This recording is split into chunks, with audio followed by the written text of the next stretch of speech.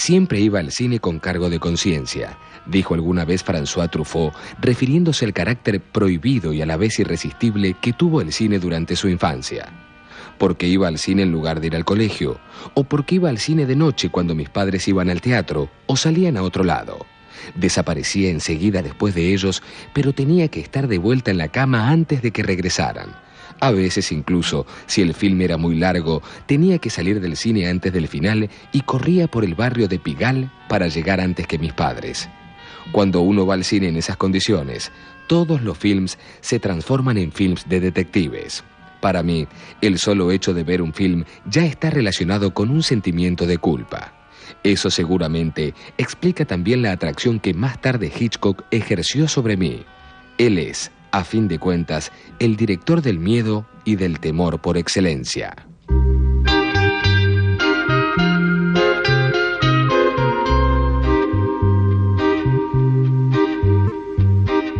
La infancia y la adolescencia de François Truffaut siguen un derrotero casi legendario, caracterizado por un tono trágico y romántico del que finalmente será salvado por el cine. Nacido en París el 6 de febrero de 1932, a los 14 años funda el cineclub Cercle Cinéman. Las funciones no durarán mucho. Los problemas económicos de la empresa lo obligan a fugarse de su casa para sortear a los acreedores. Por toda respuesta, sus padres deciden enviarlo a un reformatorio. El célebre crítico francés André Bazin consigue sacarlo de allí y le permite trabajar junto a él en La Gazette du Cinéma y en Travail et Culture. A comienzos de los años 50, un desengaño amoroso lo impulsa a enrolarse en el ejército, pero deserta y es enviado a prisión. Nuevamente Bazin obtiene su libertad y le consigue trabajo. Hasta fines de la década, Truffaut desarrolla una intensa actividad crítica en revistas como Le Parisien, Arts, Radio Cinéma o Le Bulletin de Paris. Pero sus polémicos escritos y su estilo apasionado han quedado para siempre asociados al grupo de jóvenes redactores de la influyente Cahiers du Cinéma, en donde empieza a escribir a partir de 1953, siempre bajo la protección de Bazin.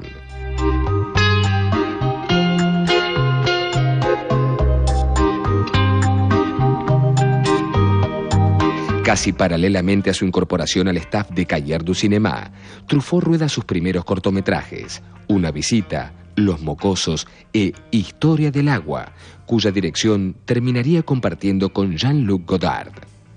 En 1957, el mismo año en que rueda Los mocosos, funda la productora Les Films du Carrosse y contrae matrimonio con Madeleine Morgenstern, hija de un distribuidor cinematográfico.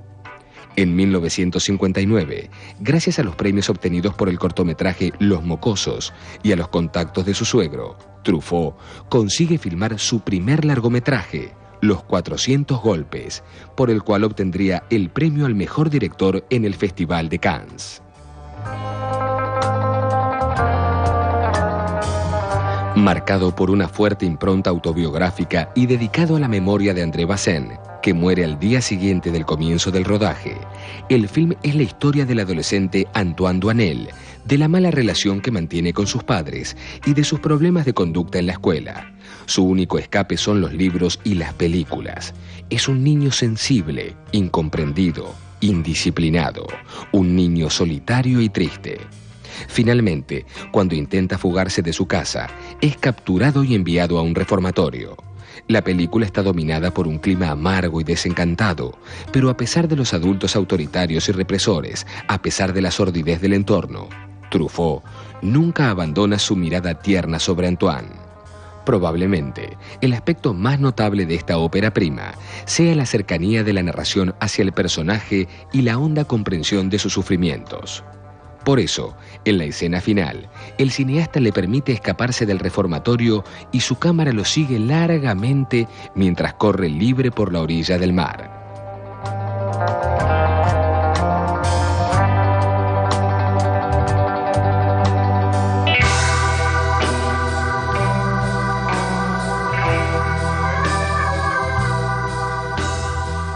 A través del personaje de Antoine Doinel, la relación entre el director y el actor está marcada por una influencia mutua. Con el correr del tiempo, Lod se irá pareciendo cada vez más a Truffaut, así como el realizador, e irá incorporando gestos, actitudes y comportamientos de su personaje. Es que, a lo largo de 20 años y en forma paralela a otros films, el cineasta volverá periódicamente a la historia de Antoine Doinel para documentar su evolución en distintos momentos de su vida. Así, en 1962, Truffaut rueda Antoine y Colette, episodio del film colectivo El amor a los 20 años. Allí, el joven Antoine se enamora por primera vez y sufre también su primer desengaño. Años más tarde, en 1968, será el turno de Besos robados. Antoine, que ha sido degradado y expulsado del ejército, pasa por diversos trabajos mientras procura desentrañar si está realmente enamorado de Christine. Ahora, el carácter del personaje casi adulto se define claramente. Lector voraz y desordenado, soñador, rebelde, carismático y seductor, un poco infantil e irresponsable, desmesurado, apasionado, inseguro.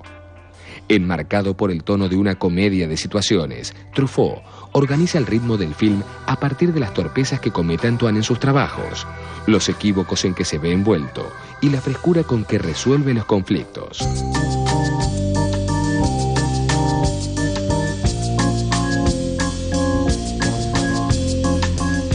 En Domicilio conyugal, de 1970, Antoine tiene 26 años y se ha casado con Christine. Ella está embarazada y él entonces busca un empleo estable. Consigue ingresar a una empresa americana, en donde tendrá un breve amorío con una joven japonesa, antes de regresar con su mujer y su pequeño hijo. Truffaut retrabaja ciertos climas propios de la comedia americana y los adapta a un barrio bohemio parisino para contar la historia de una pareja de jóvenes que intentan asumir las responsabilidades de la vida matrimonial. El final mostraba a Antoine feliz, como si hubiera conquistado una existencia armónica. Parecía la conclusión de la saga de Antoine Doinel. En 1973, incluso Truffaut declaró: «Por el bien de Jean-Pierre Lod, por el bien de Doinel y por mi propio bien, no se volverá a hablar de Antoine en la pantalla». Sin embargo, en 1978, el fracaso económico del film La habitación verde obligaría a Truffaut a volver sobre el personaje. La nueva película, titulada El amor en fuga, se plantea como una recapitulación de la historia de Doinel, lo cual permitía intercalar flashbacks con fragmentos de las otras películas de la serie. Truffaut había pensado que con la excusa dramática de una pequeña historia en presente, bastaba con rodar los enlaces entre los recuerdos para armar el film. Pero el rodaje se extendió más de lo previsto. Hubo problemas para compatibilizar los diferentes formatos de las películas previas y el montaje de materiales tan variados lo obligó a un montaje complejo y engorroso. Finalmente, tampoco resultó el éxito comercial que su director esperaba. La trama encuentra a Antoine trabajando para una imprenta y convertido en escritor. Ha publicado una novela y está escribiendo la segunda. Se ha separado de Christine y tiene una nueva novia. Un día se encuentra por casualidad con Colette, su primer amor, y otro día recibe la visita del antiguo amante de su madre, con quien va hasta su tumba. Son situaciones que vuelven con nostalgia sobre el pasado del personaje y que le permiten, ahora sí, un final reconciliado consigo mismo y con los demás.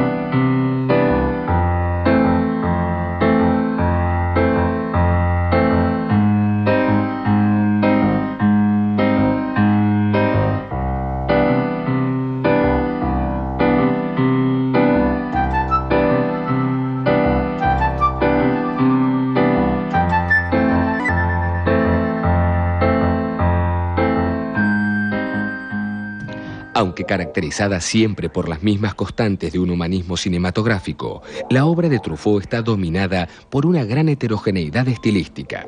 La serie de films sobre Antoine Doinel es solo una parte de ella. En 1960, al año siguiente de los 400 golpes, realiza el film policial Disparen sobre el pianista, a partir de una novela de David Gaudy. La lacónica historia de un pianista que se ve envuelto en una intriga de gángster era un audaz experimento sobre la narración y la representación visual que reformulaba los códigos de los relatos clásicos de la serie negra. Truffaut dijo acerca de este y de sus otros films policiales: muchas veces el referente de la obra solo me proporcionaba el marco de la historia.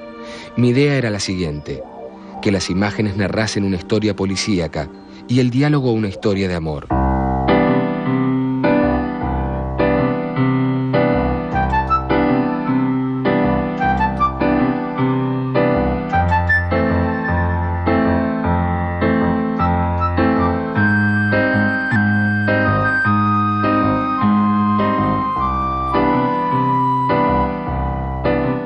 Luego de Disparen sobre el pianista, Truffaut vuelve a cambiar el rumbo en Jules Jim, de 1961, basada en una novela de Henri Pierre Rocher. Esta historia de los vaivenes de dos jóvenes enamorados de una misma muchacha es narrada por el director con una vitalidad y una libertad asombrosas. Los dos hombres están unidos por una lealtad apasionada, mientras que la mujer es independiente, moderna, insolente y encantadora. Todos ellos buscan la expresión más pura del amor, aunque finalmente sobrevendrá la tragedia. Exhibiendo un gran manejo de las elipsis y el ritmo narrativo, Truffaut construye un relato impecable a partir de una sucesión vertiginosa de escenas sobre la vida bohemia de entreguerras. Muy bien recibida en Europa y en Estados Unidos, la película afianzó el prestigio del cineasta fuera de Francia. 10 años más tarde, Truffaut volvería a adaptar a Rocher en Las dos inglesas y el amor. Este segundo film invierte el triángulo. Ahora es un joven quien se enamora de dos hermanas, pero también aquí la relación se revela imposible. Asimismo, en La piel suave, realizado en 1964, a partir de una historia verídica, el director intentará explorar una visión menos idílica del adulterio que la que había expuesto en Jules Jim.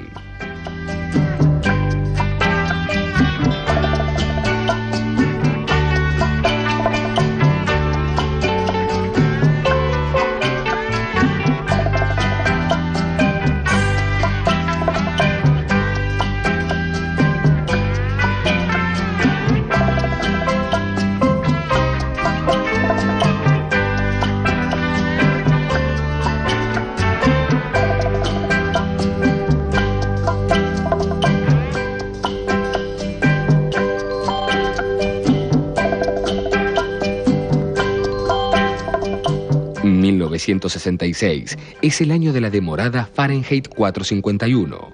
Adaptando la conocida novela de ciencia ficción de Ray Bradbury, el film intenta una metáfora sobre el fascismo y las sociedades represoras, a partir del motivo argumental de la quema de libros. Truffaut tuvo dificultades para encontrar productor en Francia y finalmente el proyecto fue producido en Estados Unidos gracias al apoyo de la actriz Julie Christie, que había comprometido su participación. Ya completamente alejado de los postulados estéticos de la Nouvelle Vague, el cineasta contó con un gran presupuesto y un numeroso equipo para su primera película en color. Pero el rodaje fue difícil y caótico, permanentemente asediado por problemas de producción y desavenencias con el actor Oscar Werner.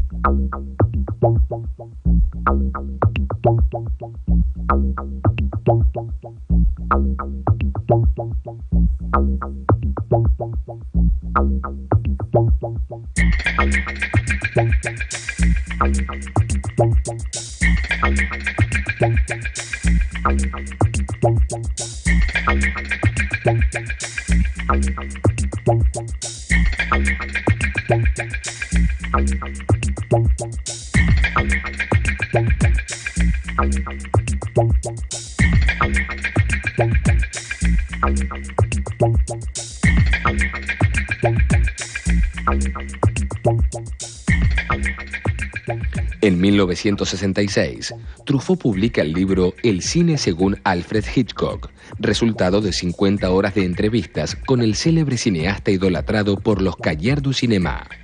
Pronto, el libro se convierte en uno de los textos más influyentes sobre los problemas de la realización cinematográfica. La herencia de Hitchcock, presente a lo largo de la obra de Truffaut, se hace particularmente explícita en sus films siguientes. La novia vestida de negro y La sirena del Mississippi son adaptaciones de sendas novelas policiales de William Irish, rodadas en 1967 y 1969.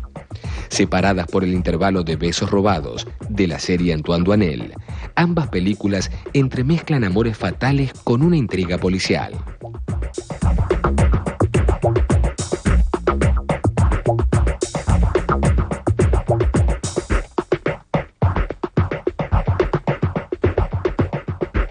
El caso verídico del niño salvaje de Aveyron, registrado a fines del siglo XVIII, sirvió de punto de partida para El niño salvaje, que Truffaut realiza luego de La sirena del Mississippi. El propio director interpretó al profesor Itard, encargado de la reeducación de un niño de 11 años, que fue encontrado en los bosques en un estado casi animal.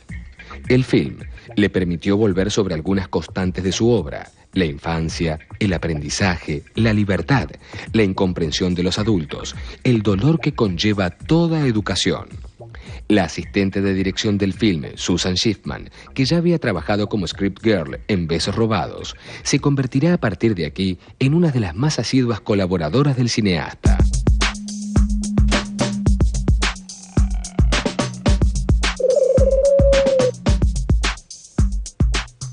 Luego de Domicilio conyugal y Las dos inglesas, y luego de Un bel fil comme moi, una pretendida burla del amor romántico que, según el director, debía acercarse a ciertos films de Bill Wilder, se estrena La noche americana.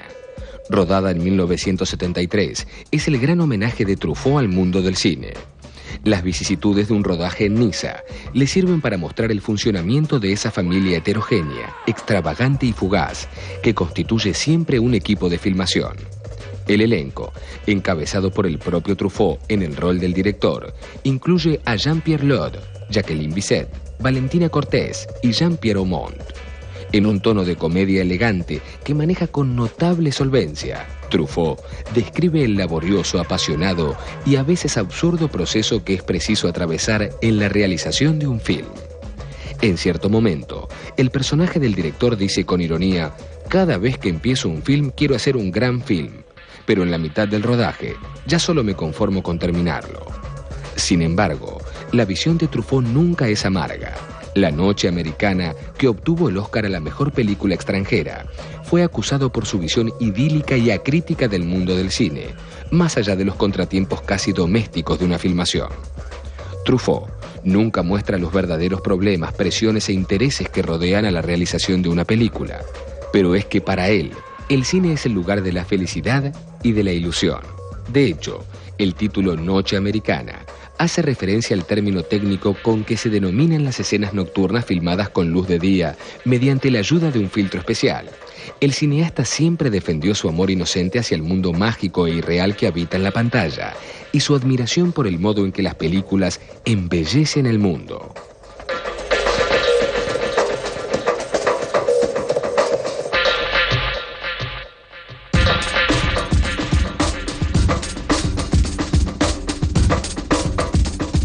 Con la historia de Adela H., basada en los diarios de la hija del célebre escritor Víctor Hugo, Truffaut vuelve a rodar una película de época. Isabelle Adjani encarnó a esa muchacha indomable que escapa de su casa persiguiendo el amor de un hombre que la desprecia. El cineasta dijo que era una película sobre un rostro, el bello rostro de Adjani, fotografiado por el cubano Néstor Almendros, y a través de él entrega un retrato íntimo de la pasión más desenfrenada. La piel dura, de 1975, es un nuevo film con niños y ratifica la maestría de Truffaut para conectarse con el mundo infantil. Su mirada idealizada y nostálgica logra extraer de allí los momentos de mayor lirismo para su cine. En este caso, se trata una mínima excusa argumental que hilvana una serie de episodios, la mayoría de ellos definida por una comicidad ingenua y fresca, sobre distintos niños de una ciudad de provincia. Aunque el director no excluye los momentos dolorosos que componen la infancia, aquí, a diferencia de los 400 golpes, el tono es optimista y festivo.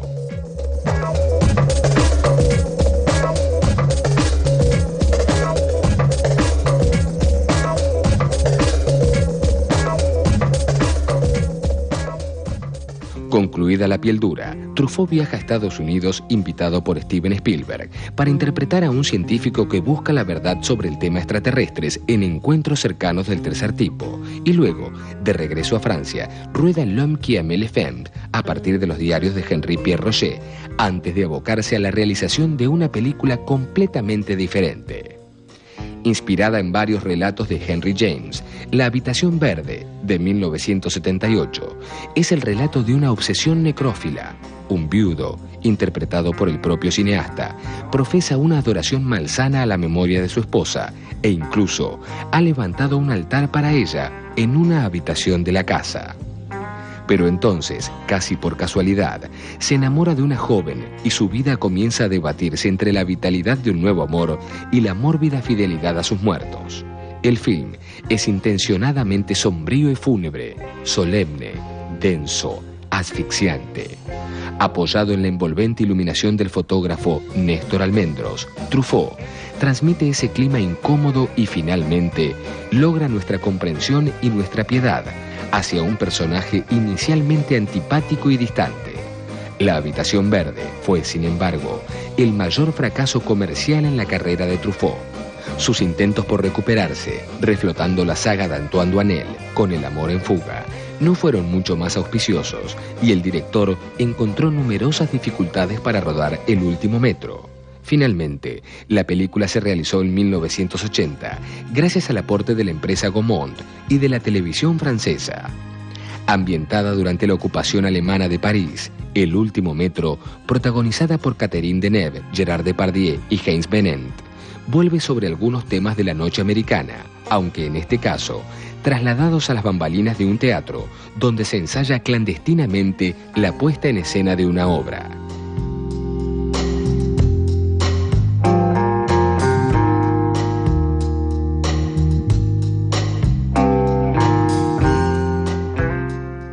El rodaje de El último metro fue agotador y Truffaut mostraba signos de un cansancio crónico, probablemente aquejado ya por la enfermedad que pocos años después lo mataría.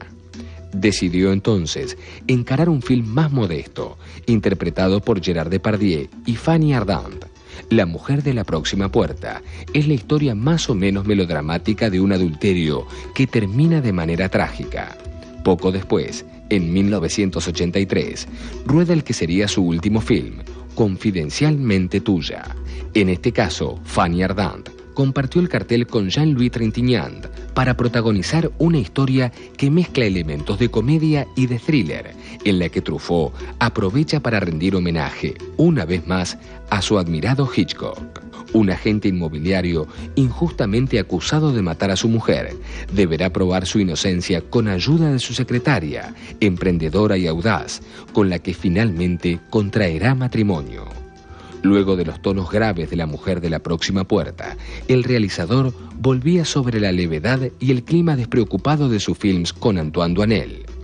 Recuperado de los problemas económicos por los que había atravesado su compañía, Les Films du Carrosse, luego de los fracasos comerciales de La habitación verde y El amor en fuga, y habiendo consolidado su pareja junto a la actriz Fanny Ardant, nuevos horizontes parecían abrirse en la carrera de Truffaut. Sin embargo, murió poco después, el 21 de octubre de 1984, víctima de un tumor cerebral.